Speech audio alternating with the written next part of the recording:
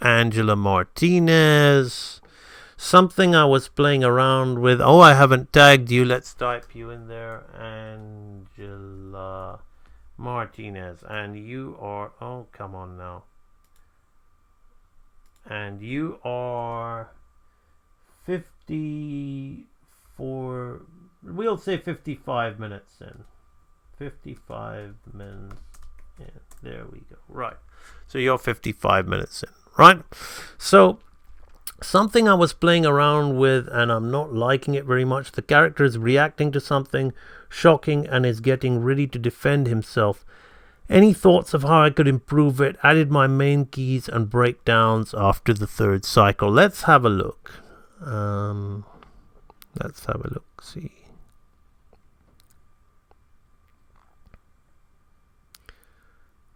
Okay.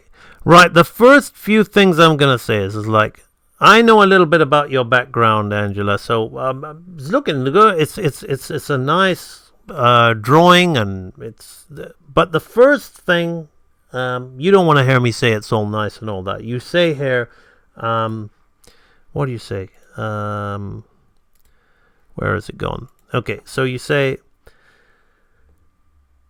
the character is reacting to something shocking and is getting ready to defend himself. Any thoughts on how I could improve it? Added my main keys and breakdowns after the third cycle. Okay, so the first thing that I mainly see from looking at it, so even at this stage, we'll look at all of it through. You said you added after the third cycle, you put in other things. So let's have a look. All right, yeah. Now, the thing is your timing is the main issue. There are other things, your drawing and your expression. It feels like you're too afraid. I don't think you know how to construct your character's face fully. Because it feels like you're too afraid to come out of this one particular angle. Again, you're concerning yourself, which is what a lot of beginners and think that volume is very important, but it actually is not a hard thing to do once you get used to those little tricks that I was showing Isaac earlier. You need to know your character's construction. So everything emotion-wise, before we talk about timing, let's talk timing first and then we'll come back to this, because this could pass off as a good piece of TV animation. It's almost there as being that, as a piece of like you'd see like the DuckTales and Tailspins of TV. But the thing letting it down and making it remain within the realms of amateur here, Angela, is your timing. Everything is, you're not allowing enough. None of these poses are registering enough.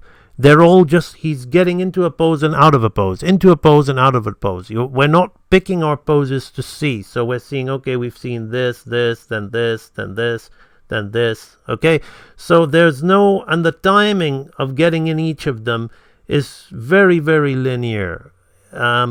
So your timing is, your transitions between each pose, it seems you're not giving enough time. So first, if we were going to have him notice something, okay, we'd probably want to get into this pose, okay, and stay here a little bit longer, right? Then this second action, okay, so this first action, actually, yeah, okay, I see what you're doing. Good. This is good.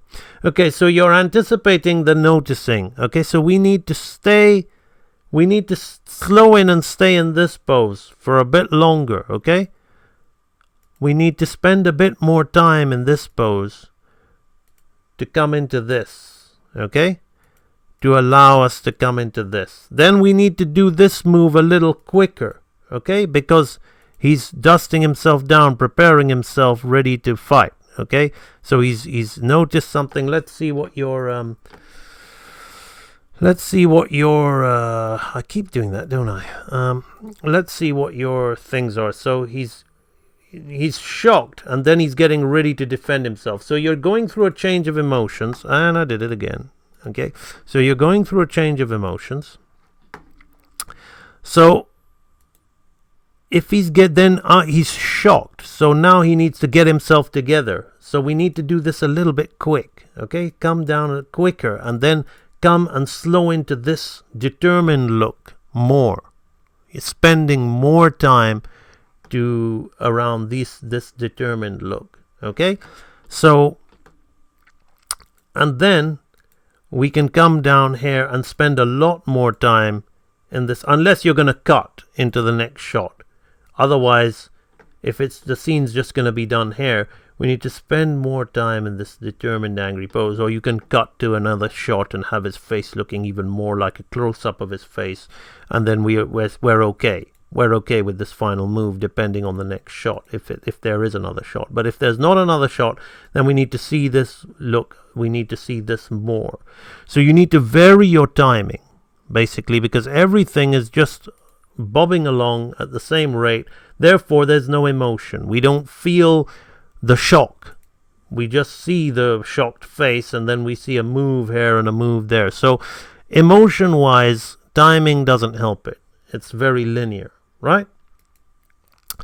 Now, getting back to your what I was saying earlier is understanding your character's expressions and making him go beyond these basic shapes. So again, which is what I was telling Latif, I think his name was. Here we really almost feel the head is almost cut out here, okay? So we're going hair to hair, okay? We're just sliding into the slow end. And if we look at the anatomy around the neck, it's almost cut out, right? It's almost cut out. See, it's very important to know these kind of things. So what I'm going to try and, can I put this here as another tab? Yes, I can. So what I'm going to try and do is I'm going to try and show you what can make a bit of a difference, okay? So say your character is, okay, so I'm just going to put the head area here like this, and we're going to have this kind of thing here like that. Okay, so say the head is here and he's shocked. Okay, so he's shocked and we're looking here like this. Alright, so I'm just gonna 1, 2, 1. We're gonna talk consistency again here as well. Okay, so then I'm gonna put his nose up here. I'm just gonna change it just a little bit to the way that I draw, not necessarily. Okay, so then we're gonna have his mouth open slightly down here like this. Now I'm gonna show you, I'm gonna give you a bit more time. Like I said, I like to pick some to give a bit more time into the explanation so you can see, okay, and understand a bit better. Not too much, which is why I'm staying in vector. Okay, so we're still gonna move along at a pretty quick rate. Okay, so now your guys got this muzzle coming here like this, and we have something down here like that. Right, so I'm not going to bother in with too much with the teeth and all of that stuff. Now here's something that makes your character look a little bit flat. So what we want to think about, like, I'm not going to spend too much time about this. We want to think about the contouring of these things on his head, you know, just to give a little bit. This is a subtle thing that you need to learn anatomy wise, because then you're having this round shape here. But anyway, I'm not going to spend too much time on that, because it's leading into what I'm going to tell you about of why your thing feels cut out here. So if we have this guy's ear coming up here like this, and then the other ear coming up here like this, right? Okay. So then we have his neck here like this. Now, I'm going to show you what I'm going to do. Okay, let's just put, you got this here. I'm going to show you what I do here to stop it from looking like cutout and to keep it subtle. Okay, this will be coming here right? Okay, so this area here, Angela, okay, this is the neck anatomy of the dog. So I'm gonna draw this in like this so you can see that, right? Now, on the next frame, say you want to keep within this realm, okay? So if I'm doing something subtle here, okay, now what I'm gonna maybe think of doing, okay, so I've got his head up there. Now, as I'm lowering it, okay, I'm lowering it very subtle. So we want to stay in the pose, which is what you're doing, okay? So I'm just gonna stay by referring to my thing, because I know that you literally almost don't move that body. So we're going to keep his eyes looking up here like this. I'm going to stay in the pose. Now I'm going to change the angle of this head very slightly. So I'm going to think about these. I need to maybe do another crack at the head because I want to show you about the construction. So I'm going to bring the nose just down an angle. See a little bit more of this area here, right? But that isn't just it. The face isn't just it. I'm just maybe giving you just a few. And then I'm going to maybe close the mouth just a little bit to bring it even in like this, right? So then this is coming here, right? Then this is coming down like this, okay? So then this, we'll then see the top portions of hair. So we're kind of staying within the character's expression, but we're moving, subtly moving down a little bit, the head down a little bit there like that. Okay, we need to keep the eyes on what he's looking at, which is what I haven't done. So I've got to turn off the light box because that's number one reason for losing our quality of animation. So, but I will keep it on just for reference, slight reference. So now, depending on what you want to do with his ears, just to change the angle, I'm going to move it just a little bit like this.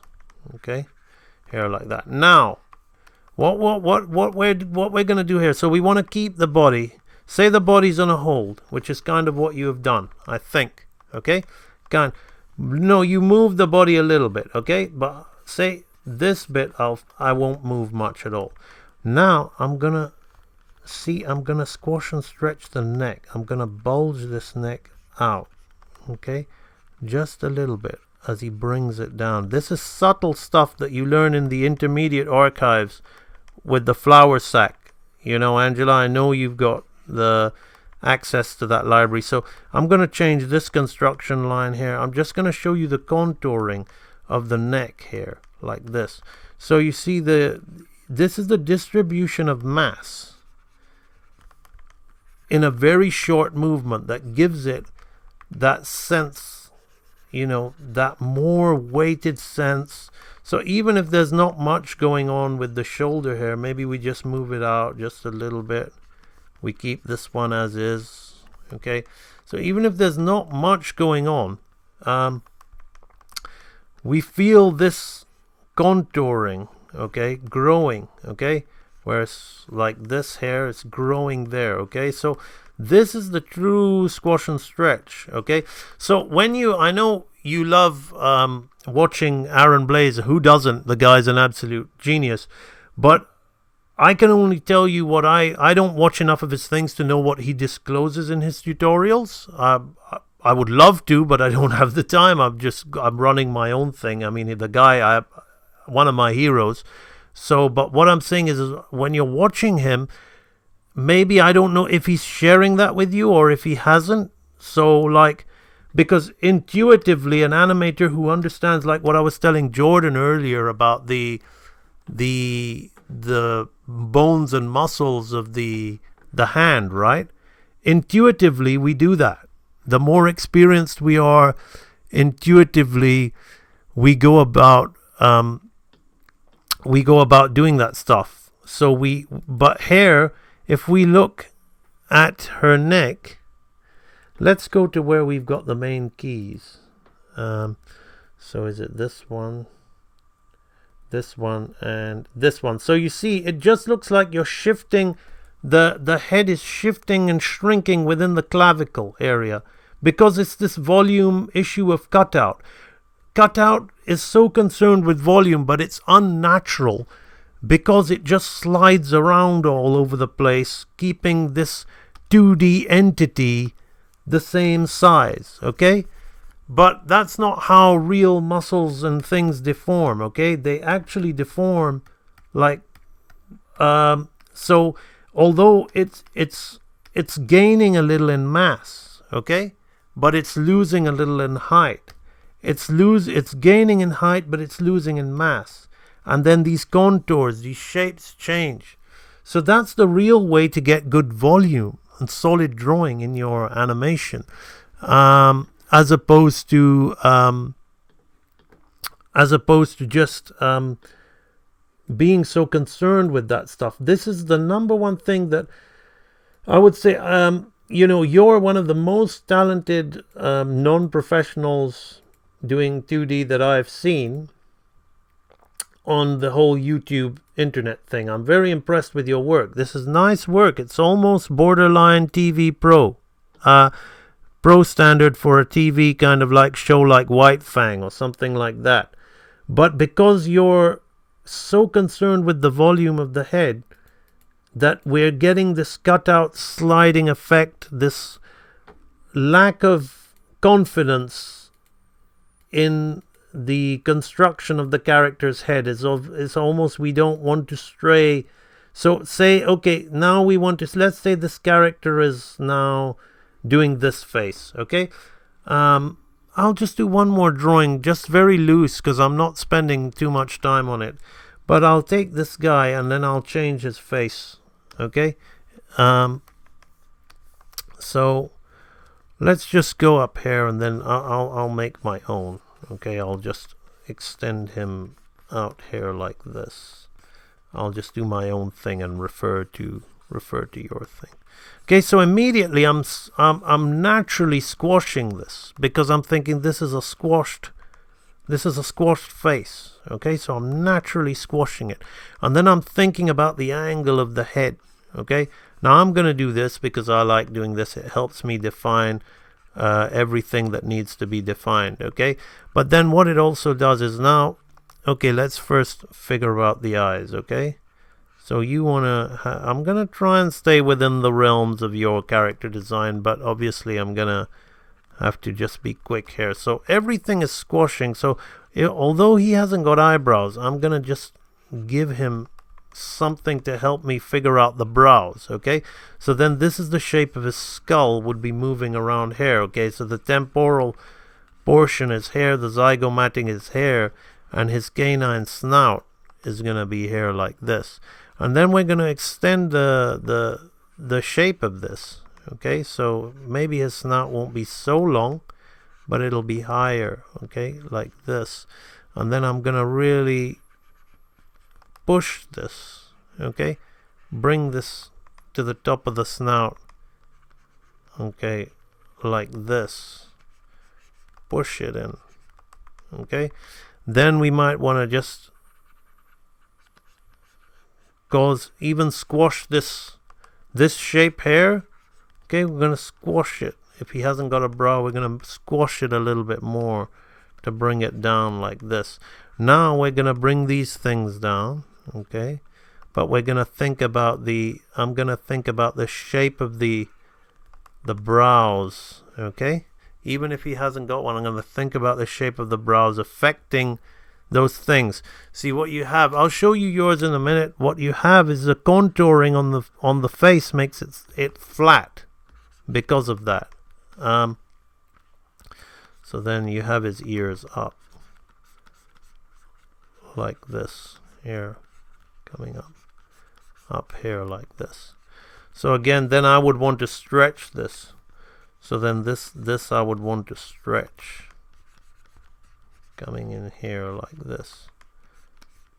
This would then have to be stretched. Okay, because we're coming in to stretch it a bit more. Okay, so very rough, very scribbled. But if we bring this in, you see these round circles above his eyes are just round circles above his eyes. they don't deform in conjunction with the expression.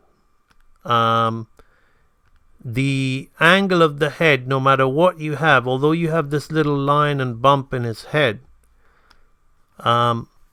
this is again why you need to. I'm not a master of dog anatomy, but they have the same kind of things. They have this kind of snout, okay, and then this things that come along the side. The zygomatic would still be there. They would have that, okay, and then this. All these pieces would still be on there like that. Okay, I would need to research a dog skeleton because I don't know them as well as I know humans, but I know enough, okay, to know that it would have something like this. Okay, so you've got this middle line in the middle of the head there, okay, but no matter what angle we look at, it's a constant round. So if your character's looking down, you've got it as a constant round. If your character's looking up, it's a constant round, almost like a Mickey Mouse kind of thing, which isn't, which if Don Bluth, when he would do Charlie, he would do that, okay, but it would be within hair like this, and then the snout would come off it like this. What's mine is yours, what's yours is mine. Okay, so and then this would all go on around the sides like that. Okay, so but the sphere would be hair, okay, and it would have that depth to it, and this would all attach to the top, and then the jaw is a different entity. So that's the way that would work. So what you're doing is you're kind of containing the upper and lower jaw, I feel, within this one sphere, as if it's almost like a human's, which shouldn't be the case. Even when I do humans, I say, okay, so we have 1, 2, the nose, and the upper mouth is hair because the jaw comes off the bottom like that. So, but again, so the jaw needs to be its own thing. So, but your sphere is at the moment, I feel, you're having your eyes, okay, you're having your snout, and you're having your snout all within this sphere here, and you're maybe doing this around the side, which is kind of cute, I guess, but then you'll never have that kind of depth and control. I know you, who doesn't love Mr. Blaze? He's an absolute genius. I know you love and have some of his tutorials as well. So to have that kind of grasp and that kind of depth, you need to have that kind of approach, the understanding of anatomy into the head and stuff like that. JP Jerome has said, keep going, Angela. AMB's suggestions are so helpful. Your next attempt is going to be hardcore. As I said, Angela, I absolutely love your work, which is why I'm spending a bit more time giving you feedback. This isn't a real animator training exercise. This is one of your own, but I'm giving you time in the feedback because I really feel that you're almost there. You just main thing. I've gotten involved in the drawing because I know that will come into play later on. But even now at this particular stage, sorry, I'm just reading Anthony Dole's comment. What do you call that voice, little fella? Is that a baritone or a tenor? I think he's referring all dogs. So this, we've gotten sidetracked with the drawing because that's important too. But timing wise, if you reshoot this and think about where you want us to see the pose more, maybe I'll hang around this pose for a second. 24 you won't believe. Slow down some of the old Disney stuff, Angela. They will go from one drawing to the next. Okay. Oh, we've lost it. I deleted. Oh no, we can get rid of him. So they'll go from hair to hair with just 24 frames. Okay. And you might think as a beginner that's too many drawings, or 12 drawings between hair and hair. It's too many. I want to move it more. But no, that's the law of slowing in and slowing out. That's where we capitalize on our animation, we capitalize on our movement. Timing. That's how timing is so effective, because of where you slow in and where you slow out and what you get through quickly. Okay, so timing is the main takeaway from here. Okay, so that's my feedback for you, Angela. Now, the main event of the evening is going to be I might have to do Lucas another day. I haven't forgotten Lucas, but I just think I'm running. This stream is going on a bit long now, 1 hour 20 in. So I want to do Nicholas John, I hope I pronounce this right, Pozega. Now, I really am glad that Nicholas has joined the group. Because I've been following him, Nicholas, on Instagram. 120 in. So, Nicholas, I've been following you on 1 hour 20, I should say. Sorry, I'm just going to type it so he knows. 1 hour 20 minutes in. Okay. So I've been following you on Instagram, and I always smile when I see your posts, because you look like somebody who really loves the art. But I'm not somebody who forces. When somebody comes to me for help, depending on if I think you go by the vibes of the person, like, are they really coming to me for help, or are they just throwing their work out there? So when somebody comes to me for help, then I'll go all out and give my opinion. I don't like to come in on public shares and things and say, you should do this or you should do that, or even suggest, oh, maybe this will work or maybe that'll work. I know that maybe you posted it for those reasons, but I don't feel that's my place. Because then you end up having cross feedback, and I don't want to put it this way, but I just feel that most people giving their feedback won't be as qualified as me, and it will not be as good as my feedback. And I don't want to get into debates with people online as to who is right and who's wrong. That's for you to read the feedback and judge. But as you've posted it here, I'm super, super glad, because now I've got the opportunity to help you, which is what I really always wanted, to be honest with you, because there are very few people out there who really, well, there are a number, but I mean, I feel you love hand-drawn animation as much as I do when I see your posts. I mean, and when I talk hand-drawn, I'm talking the classics. I'm talking the classics here, So I've done some preparation just for you, because I'm just so happy that you've joined the group and you've posted this. Normally, I'd be like, I think it'll be beneficial for you, Nicholas, to study some of my free Real Animator Training lectures in Real Animator Training Preliminaries, this free archive. It contains 9 of my 9 free videos from the exclusive library, so it gives you a good taster for it. So, because I've watched you do bouncing balls and swinging pendulums, and this is what we're going to come into this. What I think the main problem is with this animation.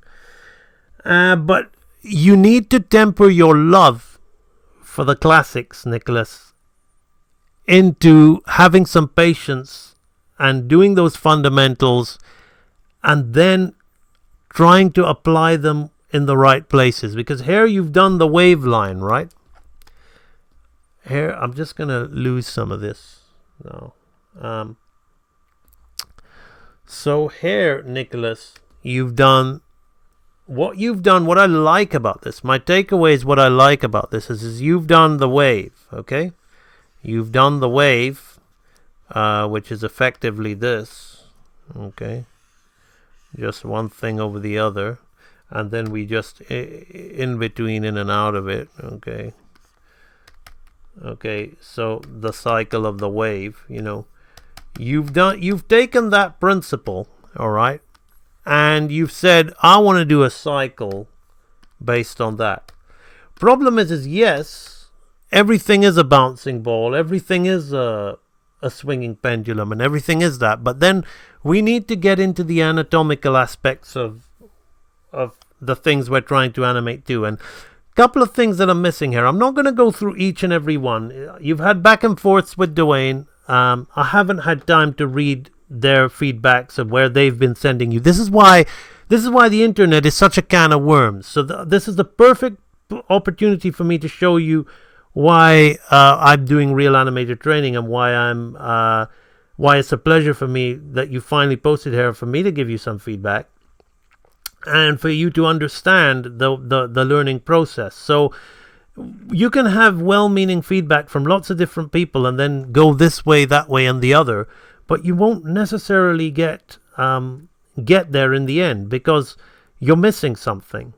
So what I'm going to do is like, obviously you've had this forwards and backwards, and then you've written here, it's really sweet, final pass with a question mark. So let's click on it and let's have a look and see what you've got. See, what the nice thing I'm going to put it on loop. I believe you can right click and loop this thing. So the nice thing I like about this, Nicholas, is yes, you've done the wave to an absolute T. This is marvelous in terms of the fluidity and the flowing of that wave. Look at the reversal, the curve reversal in the tail, going all the way through to the head and all that kind of stuff. But however, as a run cycle or a gallop cycle, now quadrupeds move in different ways. They canter and they gallop. Now, because your feet are completely all off the floor, we're going to say this is a fun kind of galloping skip kind of thing, okay? But what you're kind of missing here and what you're lacking because of your shapes and because of your anatomy, because believe it or not, Nicholas, stuff like this relies on anatomy, and I'm going to show you, is you're missing the power of the run and the forward momentum. It doesn't really feel like he's traveling forward, because we're missing the stretch pose. So what I've done for you just before, like I'm gonna talk you through these, Nicholas. So it's okay. We're not going to rush, and we're not just going to look at your video. I'm going to draw. You can get this off the internet, and I've very quickly sketched out this 4-frame cycle off the internet. You can Google image it of Pluto's run, and I'm going to explain to you because it's a similar thing. And then I'm going to tell you Donald Duck was riding a donkey in this classic. I know you know it, okay? And now Donald's on it, but the cycle itself doesn't really factor whether Donald's on it or not. But then we show how, because your character's a donkey, I made some sketches of this guy, and I'm going to talk you through these things as well. I'm going to tell you what you're missing in your thing, and why these guys are more, this works, and why yours doesn't, so much so as a cycle, and the reasons why. So, first, your anatomy of your hind legs and your front legs. It's okay, like Rubber Hose is great, which is why I picked those characters. I mean, to show you, I know what you're into. But you're kind of losing if we look at hair, right? If we look at the hind legs hair, this up and downs are kind of wrong, okay? So you've got your up coming forward hair, okay? Because I'll tell you why this is happening. Because you're doing this following. There's a tutorial on the internet. I'm not going to mention any names, but this guy was I worked with him on Tales of Despero. Amazing animator, amazing guy. But he's got a quadruped cycle, and he likes to talk about it being a wave motion. Okay? Now he's right to some degree, but he's calling it a gallop, and what he's doing is a canter. Okay? What he's doing is a canter. It's not a gallop. Because at a gallop, your feet are twice off the ground. Okay? They're not just... they're off the ground the feet are completely off the ground twice. So he's doing, and he's talking about following a wave motion. And what I think you've done is I think you may not have seen that tutorial. It's a great video. The guy really knows his stuff, but I've got a few different opinions in how I'm going to teach quadrupeds. And what I think you've done is I think you've watched that video. Maybe you haven't, and you've liked the idea of that line. But that line doesn't factor in the anatomy of the rear legs and what the real up and downs are doing. And I'm going to try and help you with that, because if we look at what's going on here and here in your push-off pose, I call this the push-off pose, we completely lose that. And this rear legs should really be stretching, okay? But they're longer. Okay, this is the down, okay? This is the down. Arguably, this is the down, but your rear legs need to be stretching, okay, in this push-off pose. But there's no stretch here, okay? There's no stretch.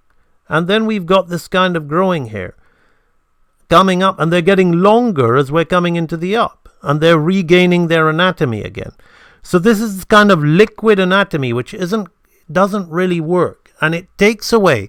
I'll tell you what it does. It takes away the whole aspect of the run, because when it comes to quadrupeds, Nicholas, I actually didn't. I got the general idea from Milk Carl, rough scene of Bambi. Didn't trace anything. I just looked once and tried doing an overlap action and building everything. But I see what you mean here. I posted a documentary on how I did this elsewhere. Oh, awesome. Well, Milk Carl, that's good. It's good. I just know that from some other people, they like to refer to that guy's tutorial and tell me about it and say, I followed this tutorial, what do you think? And since it was based on the wave, I was thinking, oh, maybe he's seen that. But, oh yeah, Milt calls a genius. But again, I'm sure Milt wouldn't have done this, Nicholas, which is the rear leg anatomy, the liquid anatomy of the rear leg. Which, I mean, Bambi was all about anatomy. One of the best things to look at is Bambi, but this feels more like it's classic cartoon. So we're going to talk about classic cartoon runs. So this is the stretch pose, and what I was saying is the rear legs is where the power comes from, and the front legs is where the steering is. So basically, so he moves around, he's kicking into the ground, and the rear legs are the ones that are lifting him off the ground, and then he's reaching with his arms and then landing on his arms and then kicking off on his rear legs again. But if we don't feel that kickoff, okay, because this is your kickoff, right? Look how long it is there. His legs are there, and then his kickoff is this, okay? So that's one of the big major fundamental issues that we have going on. And also, you're not having enough forward travel, okay? So if we look at this, okay, we're just... it's really funny. It's trippy, like the Betty Boop stuff. So I kind of like it that way. But you're kind of just going like this, okay? We don't have a real stretch pose, okay? We're gonna do a fun thing. I'm gonna redraw these for you and talk about the higher. So if we look at Pluto, okay, he stretches, okay? So there's a forward momentum to the run. Okay, in this pose, we know this guy's traveling forward. Okay, it doesn't. Your guy has this kind of momentum to it, so it doesn't feel like he's getting anywhere in the cycle. So then we change on to this donkey guy. So which I'm going to do for you as well. Okay, so again, hair. You see on the up hair, you see the forward momentum. There's a forward momentum on this pose here, which travels like that. So, which again, it really gives us that feel. So we're going to look at Pluto first, and then we're going to look at the donkey, and we're going to analyze those movements, and we're going to talk about back leg and quadruped anatomy. Now, in the intermediate archive, I haven't come around to this. I'm planning a series on quadrupeds, okay? And I've got this kind of stick dog, which has got elements of a cat in it as well, because people like to, because I want to animate. So the way we're going to learn it is we're going to learn rear legs, front legs, okay, then together, okay? Then we're going to learn head and tail, and then we're going to do it together. So maybe 4 to 5 videos per training exercise. Then we're going to do it for trot, we're going to do it for canter, and we're going to do it for gallop. Why am I sharing this with you? Because one of the things that I think is important to understand, even when you're doing cartoon stuff, right, is you need to understand the anatomy, okay, of the joints, which is why I've got a stick dog. You see, so many people who learn from videos, they learn and they get used to drawing these little lumps, okay? Oh yeah, a dog's leg, I'm gonna study from this book, and it's got a lump like this. And I used to do that as well, and then they draw a lump here, and then they move the arm here, and they're basically just copying lumps. They're not understanding that this is the shoulder blade, this is the humerus, okay? This is the radius and ulna, and this is the paw, okay? They're not understanding where it pivots, how it can, the scapula coming around here. Similarly, this is the knee is all the way up here in this part of the lump, okay? The patella is all here, and this bit actually squashes and stretches down, okay, depending on what we're doing with the leg, okay? So people don't really understand that enough, okay? Because they're watching artists. Some of them can be average, some of them can be the best, most amazing artists in the world, and they're learning by drawing lumps and then remembering shapes like this. So we're not going to do that. We're going to learn like this, and I'm not going to do that too much with you, Nicholas, okay? This is hardcore stuff that we're not going to do too much, but you need to understand that even with these cartoon characters, they still have that in there. So when we go back to this, okay, so here, if we come here, right, and we look at this pose here, okay, right, you're quite correct, okay? You have your knee up here, you have this knee up here, and you have this down here, and this here, and you're doing this, okay? Which is good, right? This is all good. But then, if we go back to this pose here, okay, we don't have any such thing, right? We don't have, so we've just got this, okay? So we've lost the joint, right? We've lost the joint. So this is this is one of the great fundamental things within the test that's off. Apart from the forward momentum, okay, which is very important, because you've taken the whipping line and tried to do that, and you've really done that well, but you've taken out the forward momentum of the run, and you've lost the character's form to such an extent that he hasn't got a bone in some of these poses. So that's one of the things that we need to understand before I go in talking about these things. Did you know you can play YouTube videos in slow-mo? Yes, I do, but I'd rather frame by frame them, Nicholas, because keys and breakdowns are the most important things. Keys and breakdowns. I don't need to see it in slow-mo. I like to forward till I see a key, and that's trains you in pose to pose as well. So the thing about this that we're gonna do is we're gonna focus on that, and you'll say anatomy is definitely one of my weak points. Thanks for covering this. Hey, this is why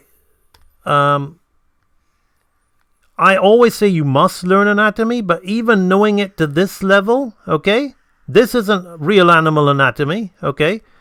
This isn't really telling you the angle of the pelvis. In fact, it's a little bit off, okay. But because I'm teaching it in a basic way, okay, and I'm teaching some deformations here, okay, with this thing, what happens when it comes up, okay.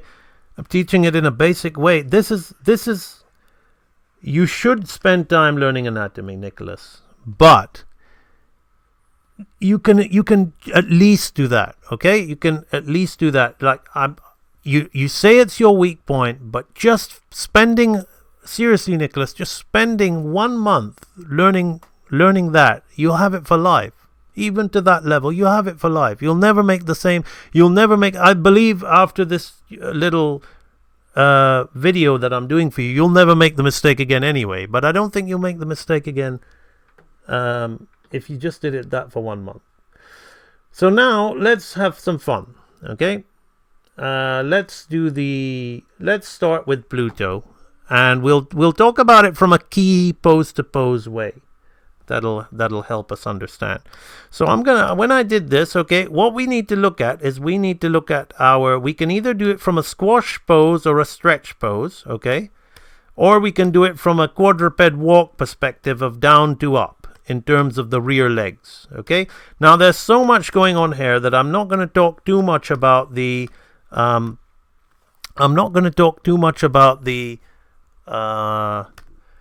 all of the quadruped steps for you. I'm just going to talk to you about down and up, okay?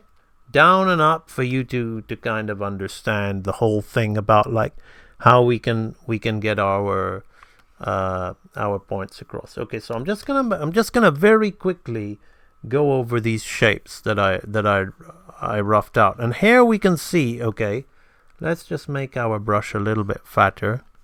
Okay, now Nicholas, we see the line that you liked, but now look what's happening to that line. We're getting a forward momentum in all of these poses, okay?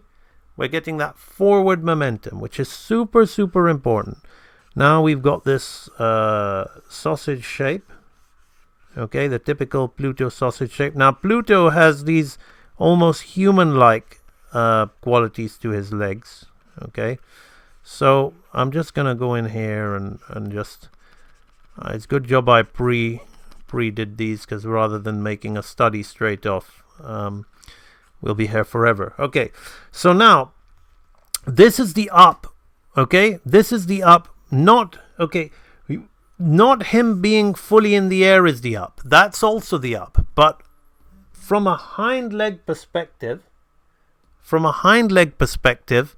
this is the up.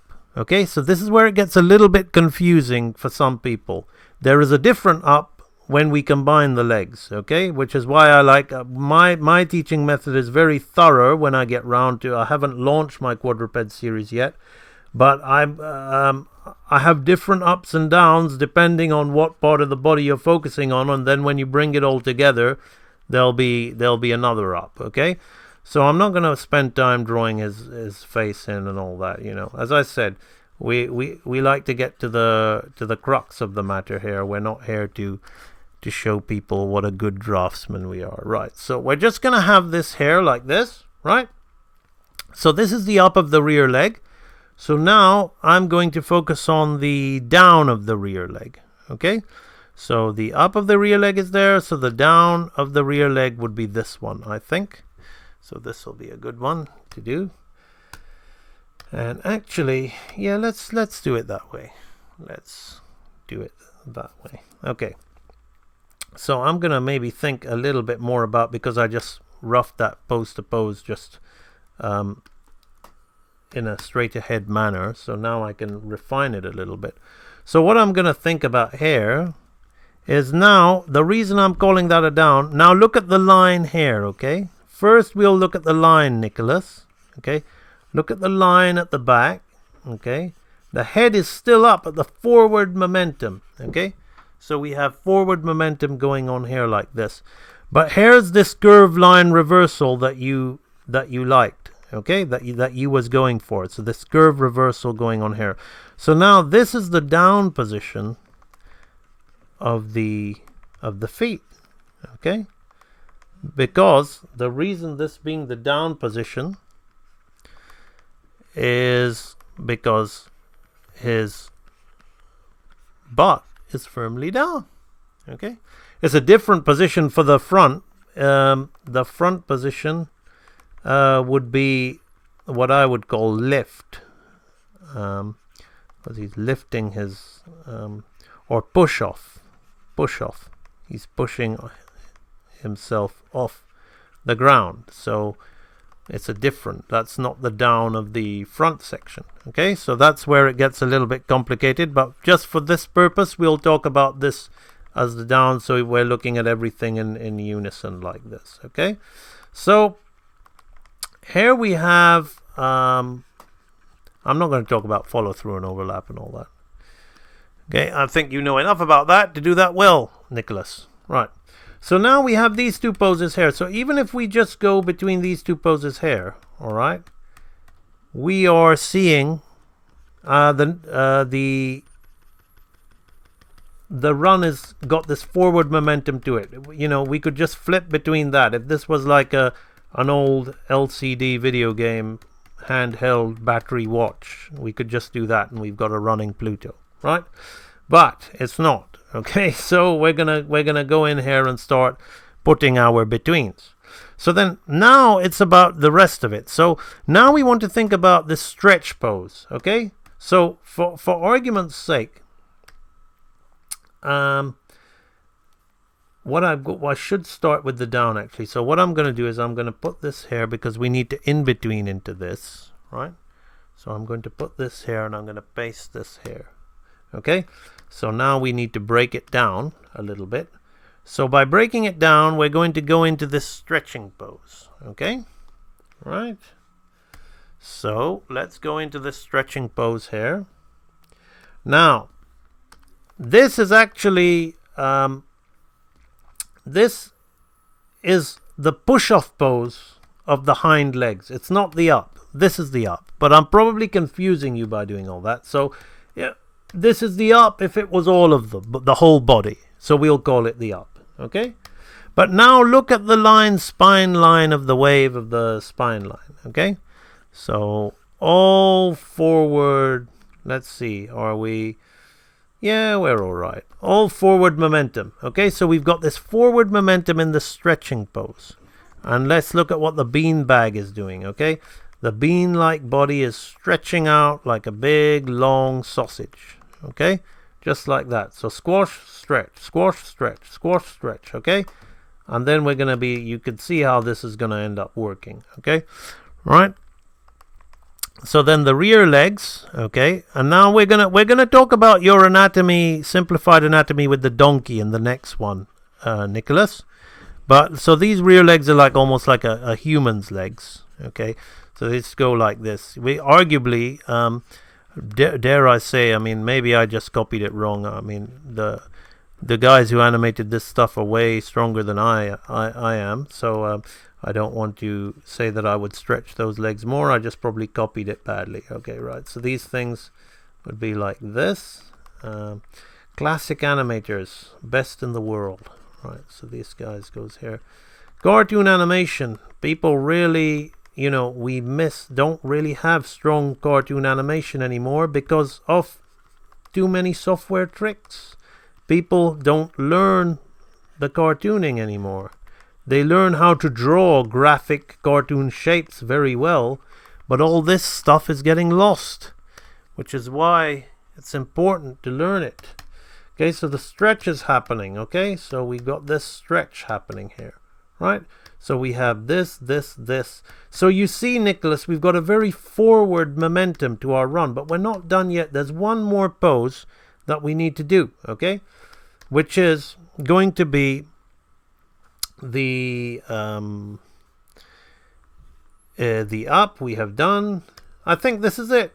No, there's another pose. I know I'm missing one. You got this. Yes, this is the up of the front section. I thought something was amiss, although it looks pretty good even like that. Okay, but we need the next pose here, the up of this section coming into there. So this is going to go here. So we're just going to lighten that off. Let's see what's going on in the comments. There's a question. Toon Boom. Yeah, Toon Boom, but so what? Toon Boom is not helping me animate. Toon Boom is not giving me the ability to do this. Okay? I'm not being mean. Tekeya. I'm just, as I said, this is real animator training. I like to keep things real. Toon Boom has got nothing to do with the things that I'm talking about. Okay, go to Toon Boom's website. You can read all about Toon Boom and even learn of how to use Toon Boom. You won't get that from Real Animator Training. I teach animation. Richard Williams isn't a software technician. Glenn Keane isn't a software technician. Don Bluth isn't a software technician. Andreas Deja isn't a software. I can read them all out. They are animators. I teach people how to be animators. I don't teach people how to use software.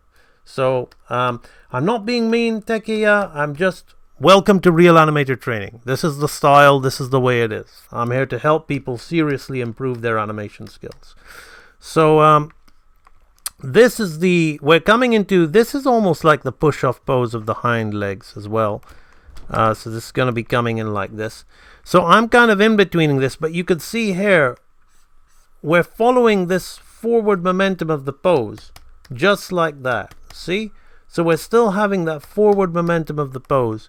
It's still happening, but the wave in the line, okay, that you was trying to animate is very much there. Okay, but we've got to keep in mind what these body parts are doing. These legs, these rear legs, are pushing the body, Nicholas. They're pushing and making things. My pleasure, Sean. They're pushing the body forward. So this forward momentum is always happening. Look how now these arms are coming forward to lift into a raised position. Okay. So they're going to be raising themselves to reach. So you see everything's got this forward momentum to it. So that's aside from your anatomy being off, the main takeaway, I would say, from your standpoint would be to understand that, yes, it's good to think of everything as a basic line and shape like that. That's part of what I teach in Real Animator Training. But it's important to understand also when we start doing these things. Let's just delete this one because we're repeating ourselves here. We need to know the anatomy and bear in mind the weight of what it is that's moving. Okay, so the back legs are coming to the front legs, and the front legs are reaching out, and then the back legs are coming back to the front legs. So this is what it's all about. Let me just copy and paste these. Edit, copy panels. Okay, let's paste this little 4-frame. 1, 2, 3. Let's paste that off and have a little drag along of that and see what that looks like. Okay, so there we go. Okay, we got our little. Now for some reason we want to paste copy panels. Edit, copy panels. Did I paste them in the wrong place? No. Paste panels. Paste panels. Okay, well, maybe I need a Toon Boom technician to help me out. So there we go. Right, so that's our 4-frame cycles going along here like that. Okay, so how we time it, like, for example, we could really slow into this, Nicholas, and have him really stretching and slowing into this, and then come down fast and hard, and then have the high point as the slow in. Okay, but the timing is a different aspect. It's mainly, I think you've got a good understanding for timing, enough in your test. It's mainly the point of the poses that you're missing. So it's good to analyze these keys. Okay, so that's Pluto, right? But now what about this little fun little donkey here? Now, because you did a donkey, now I know horses a lot better than I know dogs. But because you did a donkey, one of the things I felt you were missing, and yeah, maybe you were looking at Bambi, so I don't know what it is you were specifically looking at, but I know that those guys really like to have the overlapping legs, and although this is a gallop, it feels more like a canter, but because we're coming up in the skip pose, it's got the gallop aspect to it. So I'm going to now talk you through this, and we can talk about the anatomy a little bit in the legs. Okay, so we can have some fun with that. Let's do that, right? So let's go in here and do that. So let's take our pose of the donkey. So this This I'm going through hind legs is a contact pose by the looks of things. Then we got a down, and then we got a push off, and then we got a, yeah, that's a push off. I would call that a lift, and I would call that an up, okay? Because the way I teach it is I've made up my own names for some of the poses to help people understand them. Right, so let's go and put this fellow in here, and let's talk about this. Okay, so first and foremost, I don't want to just straight ahead it here. Yeah, I'll tell you what. I'm just thinking, shall I do it in a pose to pose? I'll do it in a straight ahead way. We've done the pose to pose. This way I can just talk you through the anatomy. I'm just thinking what's best to help you learn in specific regards to what it is you're doing, Nicholas. So, one thing I noticed in this is how the legs are offset instead of twinned. Yeah, well, that's what I'm talking about. Offset gives it that more quadruped feel, Nicholas. Offset gives it that more quadruped feel.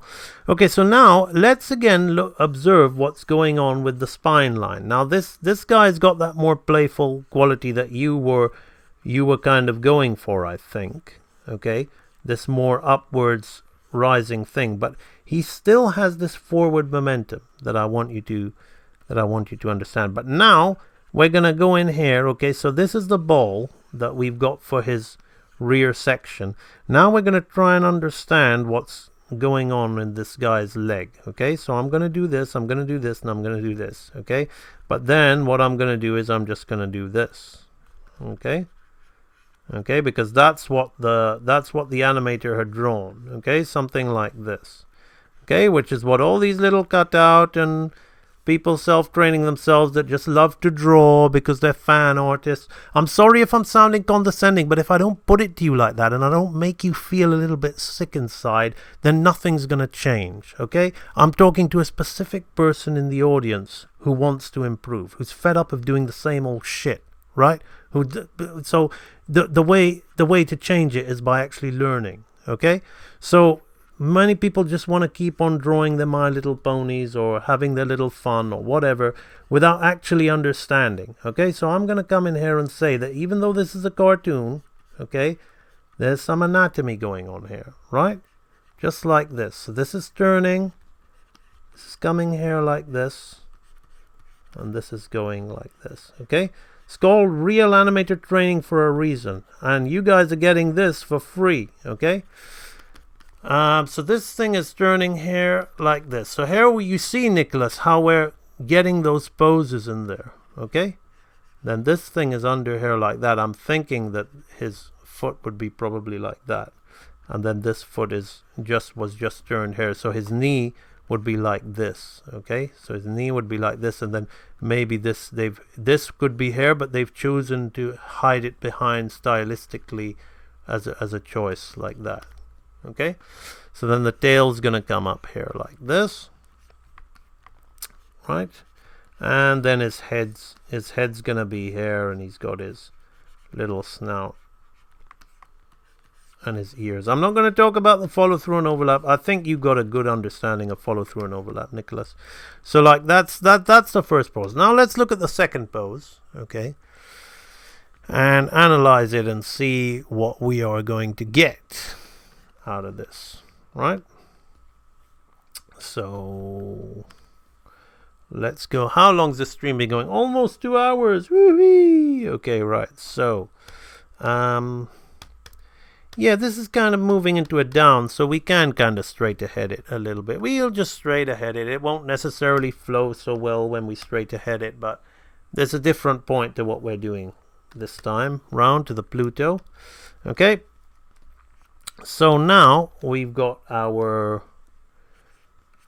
down pose. Now it's important with this down pose. Now you need to look at what's happening with the tail. Very different stuff. Okay, there's a curve reversal, okay, and this is a contact. Now this is where the forward momentum is coming on the head, Nicholas, right?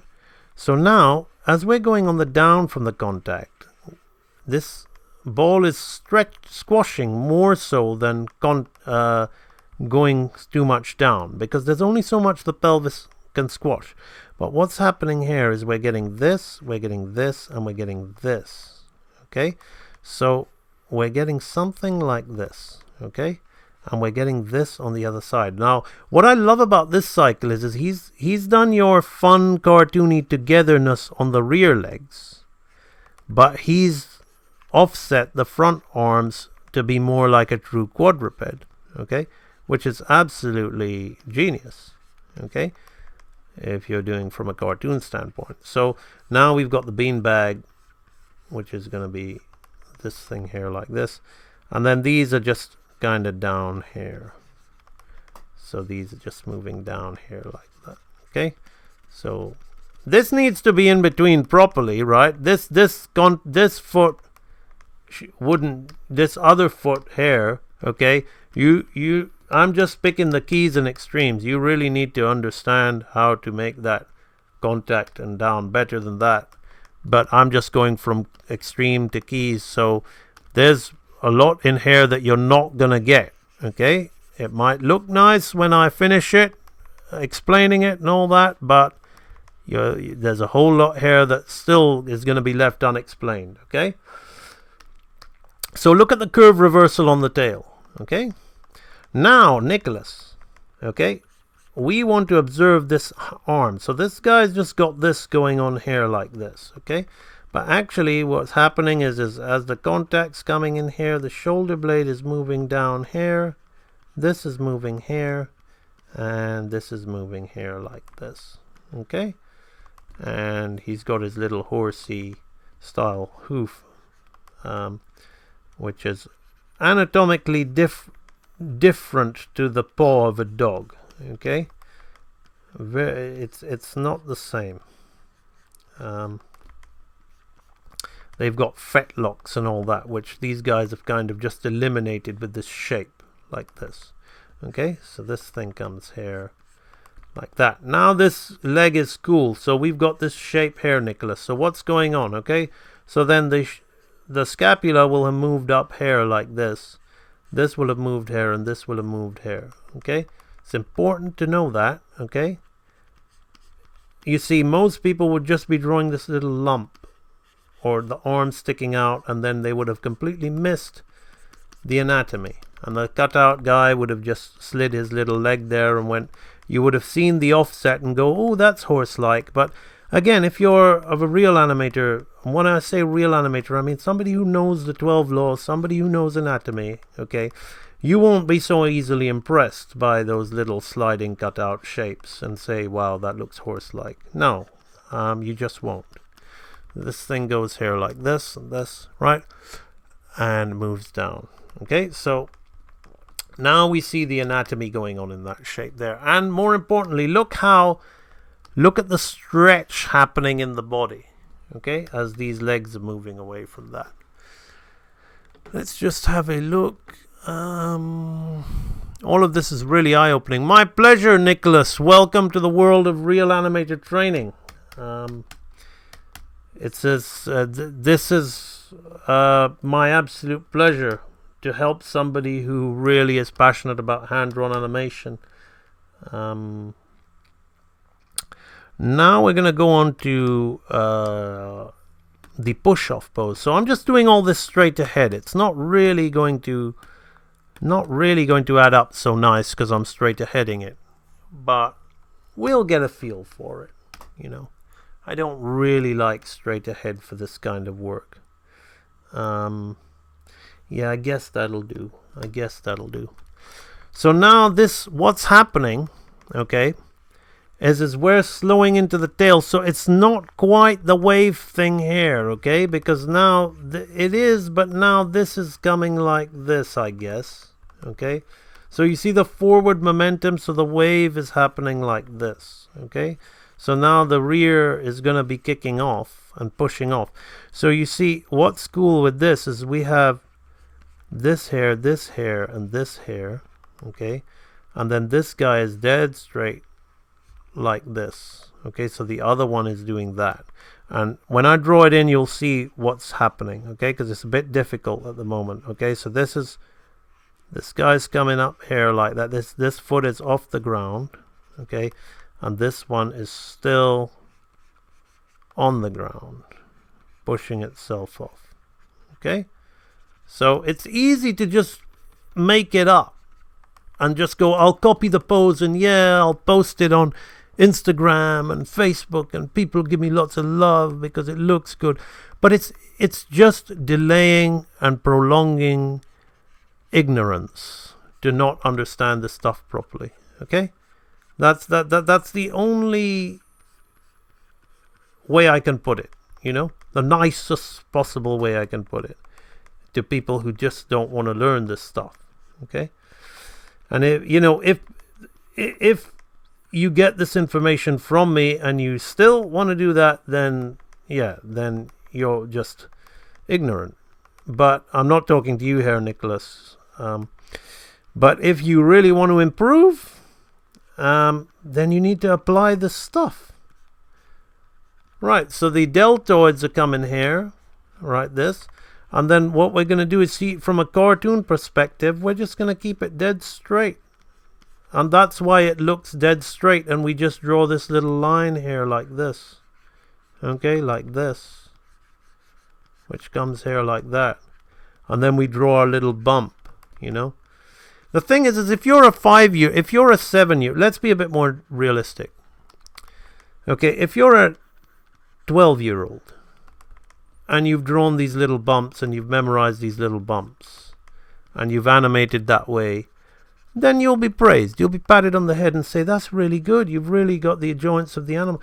But if you're in your 20s and you've done an animation degree and you're still learning like that, God help you. I mean, the anatomy is there to be learned in order to understand this stuff. You know, it's there in order for you to do it properly. So, again, I'm not just talking to Nicholas when I'm doing this video. I'm talking to everybody watching this stuff that I share out, who wants it to them real, who wants to understand that, you know, who cries in their sleep about their work and wants to be good, you know. You can want all you like, you got to act. You got to do the right things in order for the right things to happen. It really is that simple. Right, so Nicholas, back to you. So here we see, okay, now on here it might look that the legs look a little bit shorter, okay? But if we get under the skin here and we see what's happening, this is why. Okay?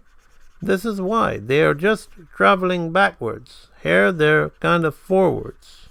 Okay? They're out of it, but the weight is going on them. You see, this thing is relatively the same length. So if I get this hair, and I get this hair, and we put that there like that, we see it's relatively the same length. Okay? So there we go. Little bit out, but we're roughing through it quickly. So that's why sometimes it's easy to make that mistake that you made, Nicholas, of where your guy had a really small pair of hind legs and a really, you know, when he was pushing off. Because sometimes they do, when you look at those little lumps in the skin from without knowing the bones, it would look smaller and you'd think, oh, that's the leg is smaller there, but that's not the case. It's just the anatomy's hidden in the deformations. That's all it is. So this guy is here. Now we're pushing off in there. This is a nice pose. So we're gonna get this one here. We'll post this in a straight ahead way. What I'm gonna do is I'm gonna get my first key so I don't get completely lost, because it has to kind of add up. Okay, you don't get completely lost with my volumes. Okay, kind of adds up. Let's just bring him in a little bit. Yeah, right. So now what's happening is the lift-off pose. So this guy should effectively be curling like this, okay? Because he's pushing off with that. This hind leg needs to come up a little bit more, I think, but not too much, not too much. So that's where my previous straight ahead pass was a little bit out. Okay, so I'm going to bring this up as we're rising up. Okay, like this, and this leg is going to be coming in. So you see the deformations like that, and we can imagine this one. This one is dead straight. So if this is dead straight, then what will be happening is it'll be doing something like this. So the joints will be doing something like that. So he's pushing off there. Now we're getting the lump, okay? The deformed lump that people like to draw when they do their cartoon furries or animals and post it on Twitter and want to show the labors, okay? So this thing comes here like that, and this leg will be pushing off here like this, somewhat like that. Actually, do you know what I'm going to do? I think that should come up higher. I don't care, because I did this straight ahead. I just feel that should be a little bit higher. That's not nice. Okay, so the bean needs to be going like this. So we see the wave here like that. Now this is the kind of push-off pose here. So what's happening here? So we got a leg shape like this, curling here, and the other leg shapes just straight. Okay, so then we need to know, okay, well, scapula hair, hair, hair, hair. Okay, so that's what's happening there. So we can get more effective, and this little curling line will affect this shape here. Okay, same with this scapula's hair. This is, guys, just pushing off. This is here like that. I don't even have it. Does it add up? Yes. I'm just trying to get rough through this as quickly as possible. Okay, so then this head is going to be rising up. Okay, not the best of arcs because I've straight aheaded it. Let's just put that there like that. Ears coming back on itself like that. Right, so now let's go to the extreme. So we have dun dun dun dun. So even without the extreme, it's coming like a canter here, Nicholas. But we're going to turn it into a fun skip like gallop. So if we just did that, it'd be like a canter, okay? But you can still see the forward momentum going on. But we got one more really important drawing to make, which is going to be this fellow here, which is the up extreme. Let's see what's going on in the comments. I'm definitely rewatching this again and taking notes of you. My pleasure, Nicholas. I'll upload it on YouTube for you. There's one question I have concerning slow-ins and slow-outs. It's important not only to time everything evenly moving at the same time, but you make sure each different individual element is moving at the same speed, right? The thing is, Nicholas, let me talk through that while I just put that. Thing is we're kind of getting ahead of us. Kind of getting ahead of ourselves now. This, you see, when it comes to things like the tail, okay, and all those kind of things, we need to understand. Okay, I think this guy needs to come super higher here. He needs to be fun, yeah, like that. Okay. Now this again also is a reason, because I want the head to come up and slow in. Okay, we're gonna slow out of the head. Okay, so we need to understand, Nicholas, what is actually happening in order of just saying what's slowing out and on the same timing and this and that. Okay, this quadruped action is a great way, because the front and back, you noticed I was talking about downs and ups and passes for different, like this is the up of the front legs and the down of the rear legs, and you know, but it's not the overall up. This is the up of them both together. Okay, well, how does that work then? If they've got an up and down at different points, how is there an up for them in unison in an up pose when the character's skipping in the air, right? Well, that's where you kind of like have different slow in and slow out points, have things on thirds and halves. I'm sorry if I'm going too fast for you here, Nicholas. This is why, yeah, I'm gonna say consider joining my real animator training program, because that these things need a lot of study, okay? And it's difficult to just say so much in one video, okay? So if, for example, the front and back are moving at different speeds, coming up on a half, coming up on a third, coming down on a half, there's some point where they've got to kind of slow in together at, okay, and even it all out so everything catches up on itself and move. Yes, and then they'll be moving at different speeds, but so things slow in and slow out in different ways, but also the spacing of that thing matters. Now, I might have lost you there, Nicholas, because this is stuff that only somebody who... I think I've got Aaron in the audience, who's been on the Real Animated Training Program for a while. I think Aaron, if Noah's watching, he'll understand. So it's a bit difficult for me to explain it to you without visual demonstration,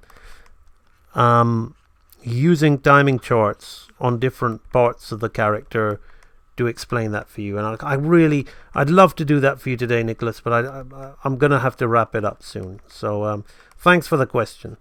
So this thing kind of moves out here like this. So we look at the front paw, okay? The rear paw is just like this, but what we need to think about, it's good to think about what it'll be doing. It'll probably be doing that, okay? So if I just draw in the front like this, okay, and coming on like this, here like that, okay? So this is a nice fun up. You look at the up of the sausage is changing. Now it's going to come down. So if we look at the sausage shape, okay, how it changes and how it comes down. Now this is a fun one, okay? So this is pure squash and stretch in those rear, squashing in that rear leg, okay? Lovely, lovely cartooning here. If I didn't draw this anatomy and you just looked at the shape, it's just beautiful. By the way, those of you thinking I'm animating this run, I didn't animate this run, okay?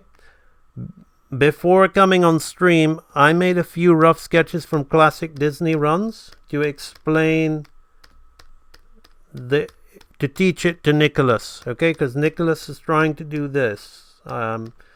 And he loves classic cartoons, and I'm just took maybe about 5 minutes out, made some quick rough sketches, and now I'm talking Nicholas through them. So I'm not trying to claim these as my cycles and these shapes as my shapes, okay? Just so we're clear about that. Everything in Real Animator Training is real, okay? Including the honesty, okay? So this is not my cycle. This is, I'm teaching Nicholas using classic Disney cycle, okay? So if we look at the coming up, we're going to obviously slow into this up here and then come down fast, okay? But let's just have a look at the action and the wave and the forward momentum of this guy now. Let's just copy these poses. Oh no, we already have that one, so we want to copy from here to here. Okay, Control C, Control V. Look, people who are in what I'm doing, to the people asking what software this is, I'm holding Control C, and then I'm pressing Control V, and you get more like that. Yeah, that's software. Okay, sorry, I just can't resist myself. Sorry, just like as if that's what it's got to do with animation. Nothing. Okay, so this thing, like, okay, he's going backwards. So now, Nicholas, we can see this donkey style run. It has all of that follow through and overlap that you had on your tail, but you can see the offset, and you can see how the back legs and front legs and the squash and stretch of the body as they're coming together and stretching out are working in harmony, and that head is overlapping with that, okay? So we're getting that nice feel.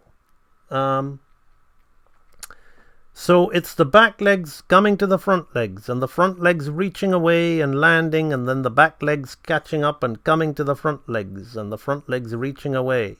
Okay? And there's a little the arc of this arc of motion. The body is all this swirling reversal line that we talked about, Nicholas. But I want you to imagine the head is actually in a circular arc, not as circular as maybe one like this. So the head is going around this circular arc like this. Okay, as I scrub there, can you see it? Okay, it's subtle, so you see it's overlapping follow-through action happening there. So there you have two very different but similar classic runs based on that principle that you were trying to capture in your run. So the fundamentals, absolute fundamentals of this are, very important to understand. So again, if we look here now, Nicholas, you can see that you've got no. It just feels like the character's following the wave. There's no power or forward momentum. It just feels as if it's following the wave here. So hopefully that illustrates to you. And I'm going to say it once more to you and to anybody who's serious about learning animation. What I've got in here is I've got 9 free videos. Okay, you've had a taste of the way I teach anyway. Okay, you've probably seen my videos anyway. But like, anybody watching this, you got 9 free videos of the stuff that's really going to help you. The basic, you got 3 video. And I think my stream is cut out. But I will re-upload this on YouTube anyway, so it's okay. Well, I'm back. I'm having internet problems, but I'm re-uploading this on YouTube anyway. So you got 9 free videos here, and 3 of them are from the basics archive, okay?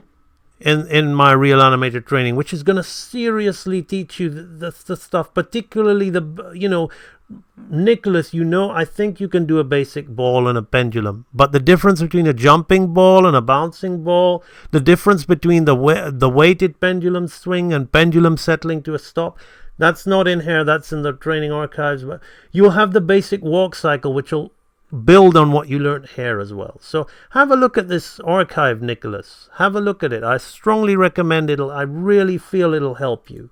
I really do feel that we can send you on the right track, following some of those archives there.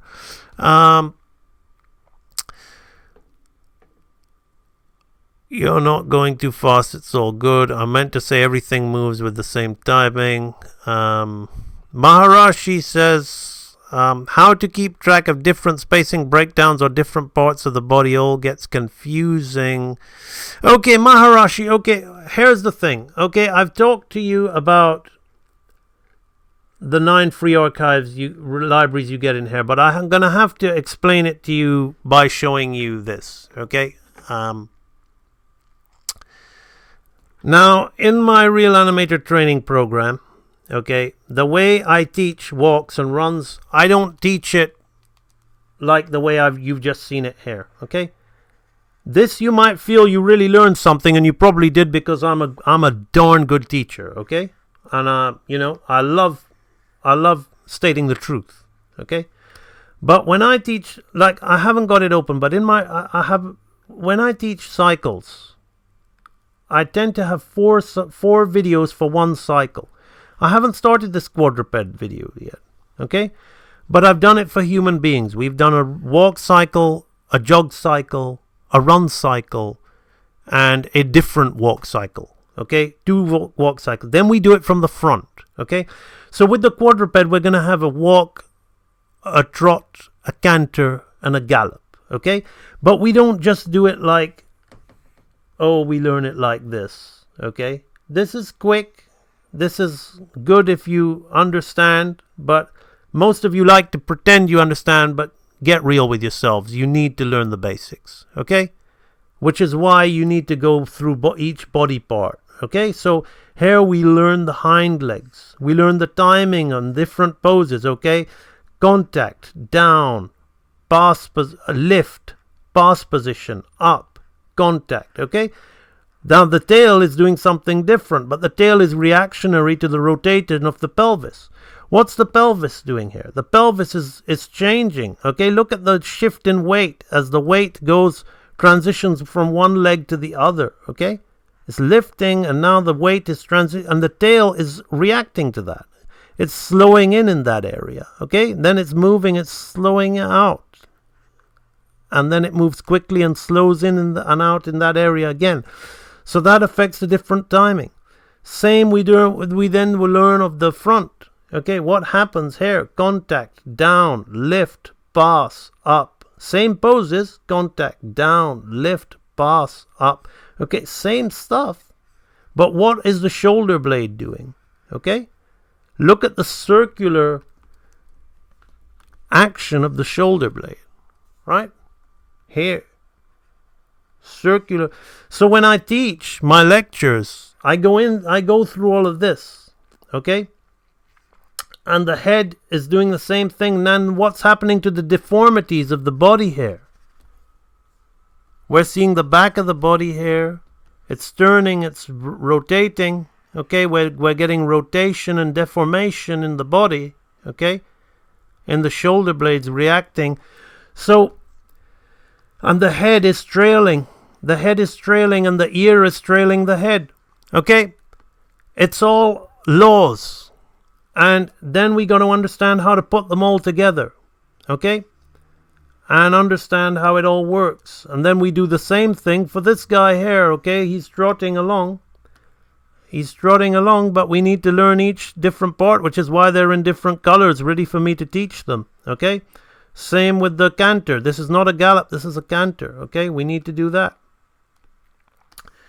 So, unless, Maharashi, you spend time learning it, okay, it's so easy for somebody to come on a video and give it to you, all to you in one video. Most people are so impatient, they just want it in one video. They just want it in one video, and they just want to hear something that they can go away and carry on drawing what they've drawn and just to implement a little bit of what they heard in that one video and feel like they've done something worthwhile. They haven't. Okay? They haven't. That's why they don't get anywhere. They don't learn anything. They repeat, rinse and repeat year after year and then get depressed. Well, it's because of that. So the way to really learn is to systematically follow a structural system where you totally understand its anatomy. It's different things moving at different times, all combined in unison through one group. You know? And then that's how you learn to balance it and manage it. And then it all comes together and becomes as easy as just doing something like this all in one go. Intuitive. You see, it doesn't come to you fast. Anybody who says it does is telling lies. Okay? Or anybody who thinks that it did, they need to relook at their work and it never came to you. Okay? Go back and study some more. That's what it is. If you you've got more to do. It's animation of the highest standard takes time and a lot of repetition and a lot of understanding to learn, and that's what the real animator training system is there for. It's a guaranteed system that if you follow it, you'll get the results. If you deviate, build on it, and try and do your own thing, it hasn't worked for you in the past, it won't work for you again. But if you follow this system properly, you will learn all the answers to all these questions that you're asking. They cannot come to you in just one quick little answer here and there, one quick little tip. Ain't gonna happen. Knowing the anatomy is one thing and studying locomotion is a whole other thing. Yes, but the anatomy is designed for movement. Okay? The anatomy is designed for movement. So the whole locomotion, okay, so if your pelvis moves, okay, the weight is evenly distributed as one foot is on the ground and the other foot is on the ground, right?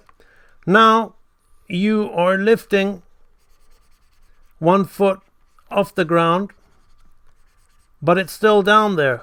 But the pelvis is switched off. Okay? Now as you're lifting that, what's happening to compensate and counterbalance? Okay? This is stiff here. Okay? This is compensating and counterbalancing. Okay, so this arm is behind. This arm is in front. Right? So as this is counterbalancing, this arm might be, this part might be moving back, but this will still continue to swing in front. This is anatomy. This is all anatomy. But it's also locomotion. Anatomy for the animator. We do not learn anatomy like little comic book boys. I'm sorry if that sounds patronizing, but this is real animator training. If you want to be a comic book man, go and surround yourself with them and love drawing muscles and shading them and feeling you're a badass. I make animators feel like a badass. Okay, I celebrate what we do. We learn body and motion together. Okay? And why the anatomy works, which is why the bones are more important than the muscles for an animator in some aspects. Because if you don't know, that's why my first real animator training, anatomy for the animator, is all bone. The muscles go on top. Okay, yeah, muscles morph and depress, compress and deform. But look at this guy here. This is not muscular correct. It's a bunch of appealing shapes. It's a sausage. But it's a sausage moving along to bones. It's all about anatomy. It is all 100% about anatomy. Okay, I've taken these sausages and showed you the anatomy. What's this? What's all this going on here? Okay? What's all this going on here? It isn't Leonardo da Vinci. It isn't going away like Leonardo da Vinci, or it isn't going away and trying to produce some amazing shaded, rendered anatomy life drawing here. No. An animator does it different. An animator does it different. So it's very important, Maharashi, I hope I said that right. Shame on me because I've got Indian heritage in me. It's very important, Maharashi, that you understand that anatomy, studying anatomy for artists isn't all the same. It's different, okay? It's different depending on what you want to do.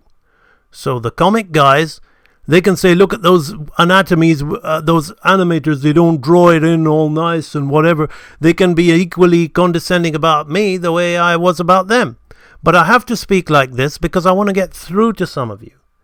I know that a lot of you aren't going to like it. You're going to say, oh, this is whatever. So I'm not interested. I'm only interested in changing the lives of people who really want to do something. And I know that they're going to resonate with what I'm saying. So hopefully that clears that up for you. All of this is awesome. It really makes sense. Thank you so much for all of this. I'll definitely keep watching your streams, videos, and so on. Very awesome. Thank you, Nicholas. Angela, could you do videos on mouth shapes with short-beaked birds one day? I'll think about that one. I'll definitely think about that, Angela. I've got a lot of stuff. Maybe we can do that on our Ask AMB when I get back to the UK.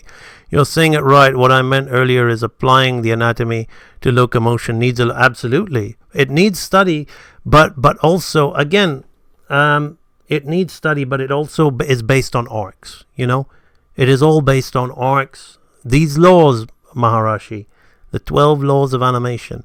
I would say to anybody, like, have a calendar. Turn January, February, March, April, 12 months of the year. Turn them into the 12 laws. Study one law a month, and see what happens. You'll be so much better for it. Okay, well, that is AMB animation. For anybody, I'm just gonna say it out there because I'm passionate about what I do, and I love helping people, and my training system is there for you.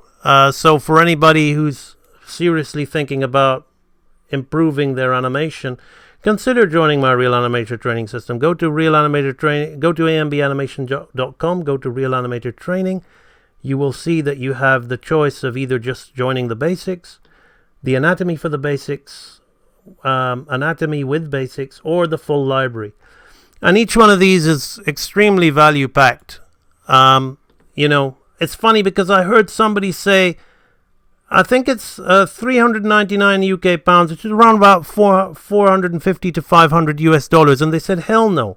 So you're telling me, Mr. Wanna Be an Animator, that hell no? And you would go and you'd buy a big LCD television? You know, a liability like that? Or you think spending a couple of grand for your game system and you were never a real animator, son, so this place isn't for you, okay? So those of you who know what animation is to you will know that this is the place where you're gonna get the most amazing value. You're gonna learn the real things, the real deal. You're gonna learn at the best possible value. As I said, there's people who've been to CalArts, spent about 150,000 for their course. They learned more from me. So go check it out. Real Animator Training. What more can I say? Those of you who are going to improve, you will.